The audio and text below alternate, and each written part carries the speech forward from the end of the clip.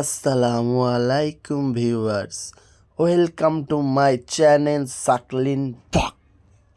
আবার আপনাদের স্বাগতম জানাই আমার ব্লগ চ্যানেলে। আজ আবার একটি মসজিদে নামাজ পড়তে যাব। আমি যেটা নিয়ত করেছিলাম আপনাদের বলেছি যে এই রোজার মাসে প্রতিটা ভিন্ন ভিন্ন মসজিদে নামাজ পড়ব, তাই আমাদের উলবেড়িয়া বাজারপাড়া পুরাতন জুম্মা মসজিদে নামাজ পড়ব। এটা হচ্ছে আমাদের উলবেড়িয়া বাজারপাড়ার পুরাতন জুম্মা মসজিদ। তো দেখতে দেখতে 12টা রোজা কেটে 13টা রোজায় আমরা চলে এসেছি। সবাইকে 13টা রোজার মোবারকবাদ। সবাইকে রমজান মাসের বিশেষ বিশেষ শুভেচ্ছা ও ভালোবাসা। সবাইকে রমাদান করিম, রমাদান মুবারক। তো চলো, এই মসজিদের এটি হচ্ছে অজুখানা। তো অজুখানায় চলে যাব। অজুখানা ঢোকার বাঁদিকে এটা হচ্ছে বাথরুম, আর ডান দিকে অজুখানা। অজুখানা খুব বেশ বড় ও সব দিক দিয়ে সেফলি, শীত গ্রীষ্ম বর্ষা কোনো টেনশন নেই। তার সাথে ঠান্ডা পানির জন্য কুলারও বসানো আছে। আর এখানে উজুখানাটা অনেকজন একসঙ্গে উজু করতে পারবে, খুব দারুণ উজুখানা। আর এটা হচ্ছে সিঁড়ি দোতলায় উঠে যাওয়ার জন্য, মসজিদের দোতলায়। এই সিঁড়িতে উঠে যাবে মসজিদের দোতলায়। আর এই মসজিদের নিচে সব বড়রা নামাজ পড়ে আর উপরে সব বাচ্চারা, তাই আগে থেকে মসজিদের উপরে সব বাচ্চারা এসে উপস্থিত। এটা মসজিদের উপরের অংশ বা উপর, আর এটা হচ্ছে মসজিদের নিচে, মানে মসজিদের আগে। এই মসজিদের আমাদের পুরনো জুম্মা মসজিদের বাজারপাড়ার পুরনো জুম্মা মসজিদের এই প্লেসটা খুব বড়, বা মসজিদের জায়গাটাও খুব বড়, তাই সামনে অনেকটা প্লেস আছে। তো চলো এবার আমরা মসজিদের ভেতরে ঢুকে যাব, নামাজ পড়ার টাইমও হয়ে গেছে। এটা হচ্ছে মসজিদের ফ্রন্ট, বা এটা মসজিদের ভেতরের জায়গা। তো সেখানে আমাদের হুজুররা ওখান দিয়েই নামাজ পড়ান। তো এটাও এদিকের মসজিদের ভেতরের আরেক বাঁ দিকের অংশ, ওদিকে ডান দিকের একটু দুদিকে দেয়াল দিয়ে ভাগ হয়ে গেছে। নামাজও পড়া হয়ে গেছে, বেরিয়ে গেছি এবার কিছু খাবার কিনতে। এখন যাব গঙ্গারামপুর মিঠুনদার চপ কিনতে। গঙ্গারামপুর, আমাদের উলবেড়িয়া গঙ্গারামপুরের এই চপ দোকানের চপ খুব ফেমাস। এখানে আপনাকে লাইন দিয়ে চপ কিনতে হবে। এই রোজার মাসে তো বিশেষ করে আপনাকে আধ ঘন্টা লাইন দিয়ে হলেও চপ কিনতে হবে।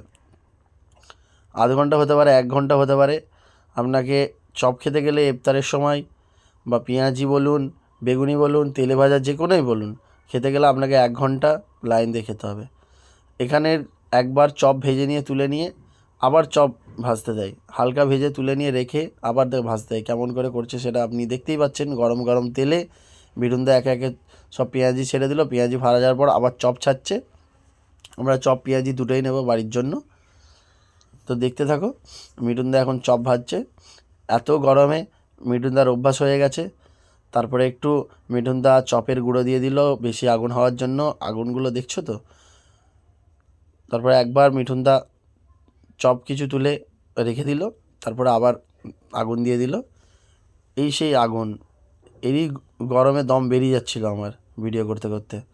আর এত ভারী জিনিস, তাতে তেল গরম গরম, তাতেও মিঠুনদা চাগিয়ে আঁচে কয়লা কাঠ দিয়ে দিল। তারপরে আমাদের চপ রেডি। এবার মিঠুনদা তুলবে, আমাদের দেবে। তো আমাদের চপ রেডি হয়ে গেছে, মিঠুনদা দেওয়ার জন্য তুলেও নিচ্ছে চপ। তো চপ নেওয়া হয়ে গেছে, এবার বাড়ির দিকে চলে যাব।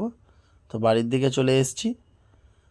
আর ইফতারের টাইম বেশিক্ষণ বাকি নেই, তো বাড়িতে যাব। বাড়িতে গিয়ে ইফতার করব। তো তার আগে শীতল দিয়ে কিছু ঠান্ডা নিয়ে নিই। ঠান্ডাও নেওয়া হয়ে গেছে, ইফতারও করা হয়ে গেছে। তারপরে বেরিয়ে পড়েছি একটু খাওয়া দাওয়া করার জন্য। মোগল আরসালান, এই নতুন আউটলেটটি আমাদের উলুবেড়িয়ায় খুলেছে।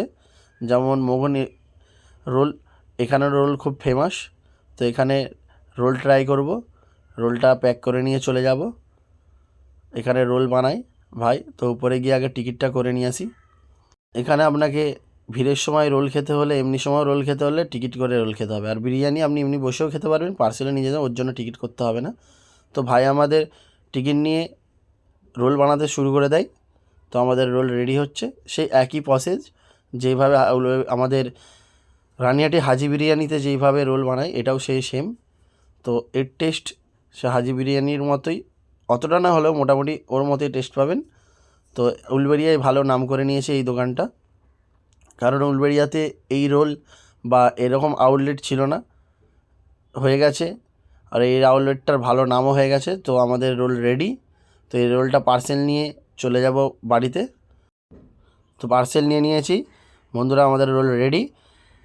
তো আজকের জন্য এখানেই, দেখা হচ্ছে আপনাদের সঙ্গে নেক্সট ভিডিও। কথা হবে।